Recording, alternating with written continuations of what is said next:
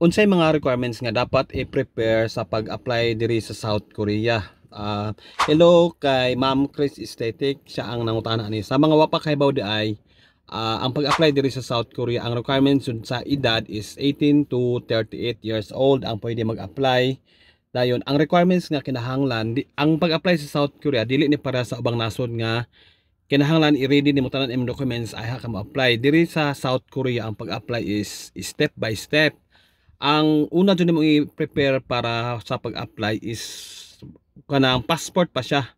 Passport yun imo kinahanglan i-prepare una. Ayaw sa nang ubang requirements kay ngano I will explain it, akong i-explain karon totod. Kay ang una nimong naakadapat is passport nga naay validity 1 year pataas before sa date sa exam or registration. Basta 1 year pataas. Mas lami kung taas og validity imong passport para sige kag take og exam para dili na ka magsigisige og renew maninindot nga taas og validity. So karon kung mag-apply kag South Korea kay ang exam ay una nimo ipasar ay ha ka mag-prepare sa mga documents. So kinahanglan passport sa una, dili ka mag-ready og mga PSA, mga medical, mga sababan, mga pag-ibig, SSS, pero dili sa nimo andamon kay mo expired man na siya.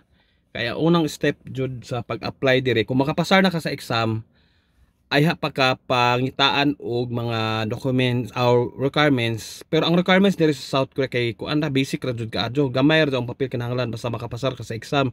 Kay ang kinahanglan PSA, medical certificate nga makuha na siya sa mga kanang designated medical center nga dito ra ka pwede magpa-medical. Pero kinahanglan ayo sa kaguo kung wala pa ka ana kay ngano passport pa mahibaw ay mong unang i-prepare. Wa pa man kakibaw kung makapasar ka o dili. So sa mga mag-apply pa lang, passport siya una yung andamon.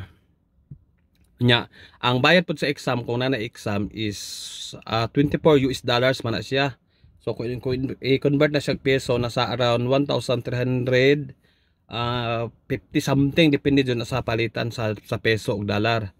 Nya ang mga exam sa mga binyo karon nga time is tulo na sa kabuok ang binyo nga gibutangan og computer like Aklan, La Union o DMW dito sa Maynila. Dito man jud ang pinaka original nga computer based test. Kung sa pa makahibog unsa ng computer based test di ay is mao na siya ang exam ng diha ka sa computer mag-take og exam written og listening. Dili pasabot nga magsuwat-suwat mo Rating means basahon nimo ang question nya.